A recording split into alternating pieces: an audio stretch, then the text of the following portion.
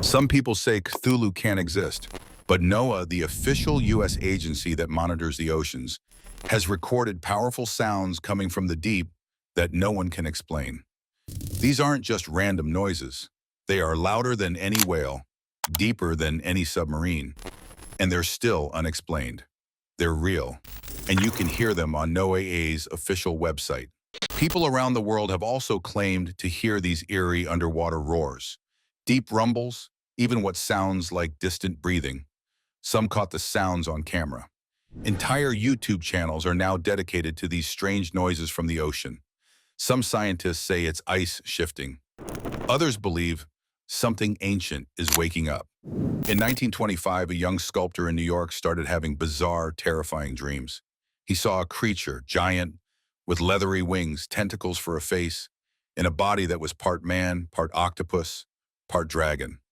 When he woke up, shaking and scared, he sculpted what he saw from clay. Here's the creepy part. He wasn't the only one. People from different parts of the world reported the same exact dreams.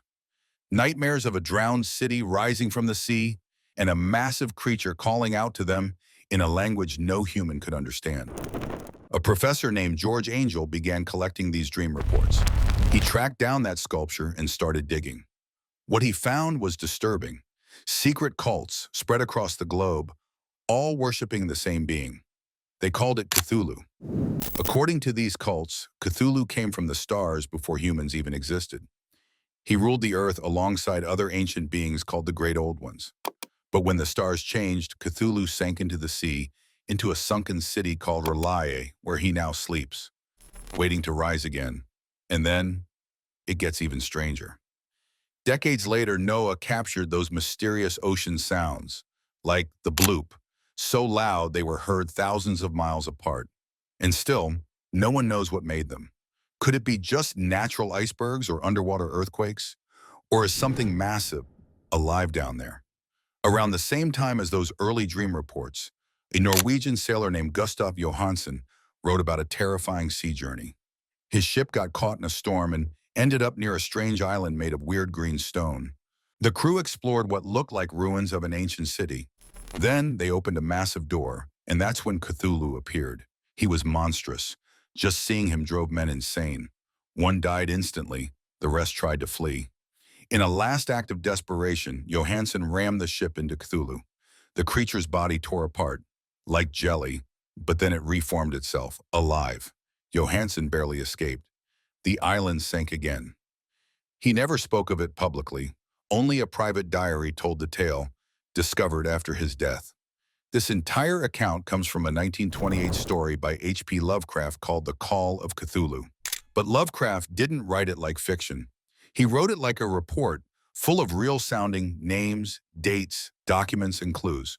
That's what made people wonder, was it just a story or something more? To learn more about Cthulhu, check out the book linked in the description or the pinned comment. Across many cultures, we've always had myths of sea monsters and sleeping gods. The Kraken in Norse tales, Leviathan in ancient texts, the legend of Atlantis. They all share the same idea, that something ancient and powerful sleeps beneath the sea. And here's the truth. Over 90% of the ocean is still unexplored. We don't really know what's down there. So, is Cthulhu real? Probably not in a physical sense, but in our imagination, in nightmares, in the deepest corners of the ocean, where strange sounds echo and no light reaches. He's very real, because Cthulhu is not just a monster. He's a symbol of the unknown, of how small we are, of things we can't explain, and maybe aren't meant to. And according to the cults, in his house at R'lyeh, dead Cthulhu waits dreaming, and when the stars are right, he will rise.